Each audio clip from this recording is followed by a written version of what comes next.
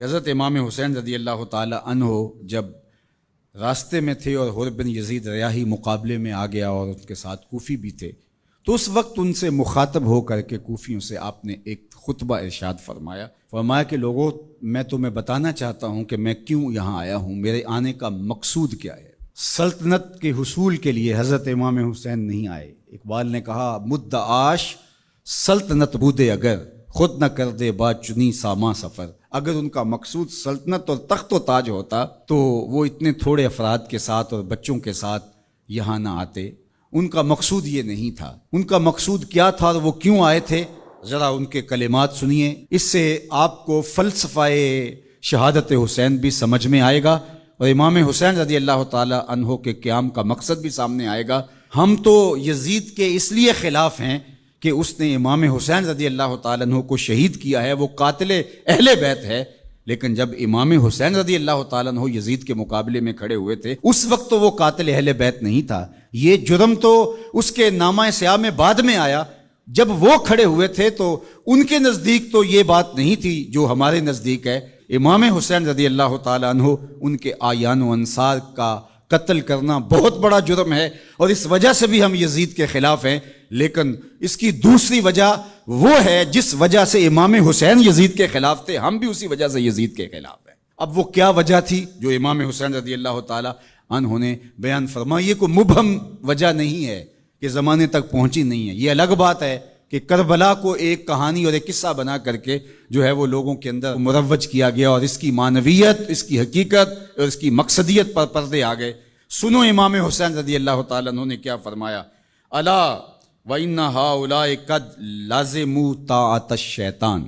میں اس لیے کھڑا ہوا ہوں، اس لیے میدان عمل میں موجود ہوں، بچوں، بوڑھوں اور جوانوں کے ساتھ، دودھ پیتے شیر خواروں کے ساتھ میں اس لیے میدان عمل میں آیا ہوں کہ یزید اور پوری یزیدیت قد لازموا طاعۃ الشیطان، انہوں نے شیطان کی اطاعت کو قبول کر لیا ہے، وترکوا طاعۃ الرحمن، اور رحمان کی اطاعت کو ترک کر دیا ہے۔ اب جب رحمان کی اطاعت کو ترک کر دیا جائے اور شیطان کی اطاعت کو لازم کر لیا جائے تو حسین پھر بھی نہ کھڑا ہو تو پھر نبی کے لعاب کا اور فاطمہ کے دودھ کا اثر نظر کب آئے گا؟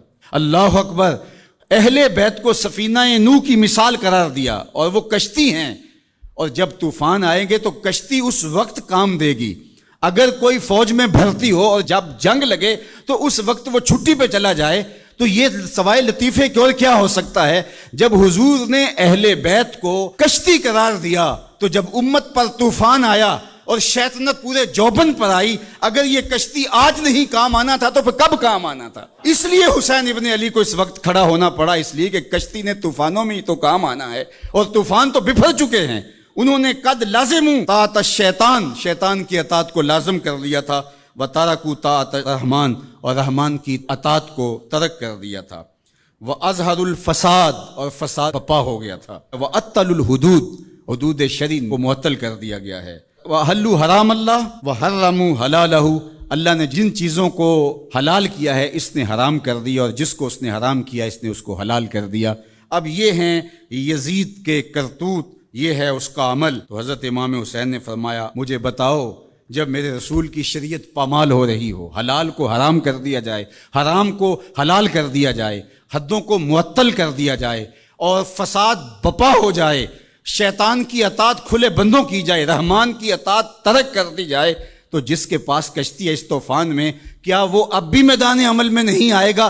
تو کہا حسین ابن علی اس لیے آیا ہے کہ اس وقت حسین ابن علی کا ہی آنا بنتا تھا، اس لیے کہ پیغمبر کی گود میں حسین ابن علی ہی تو کھیلا تھا، اس لیے آج حسین ابن علی میدان عمل میں موجود ہے۔ اللہ اکبر! یہ تھا مقصد حضرت امام حسین رضی اللہ تعالیٰ عنہ کا۔ نہ تخت و تاج کی چاہت تھی، نہ کوئی بغاوت تھی اور نہ جلد بازی کا نتیجہ تھا، بلکہ بہر حق در خاک و خون غلطی داست، مقصود حضرت امام حسین رضی اللہ تعالیٰ عنہ کا حق کے لیے خاک و خون میں اپنے آپ کو ملانا تھا، پس بنائے لا الہ گردی داست، اور لا الہ کی بنا کو حضرت امام حسین نے قائم کرنا تھا۔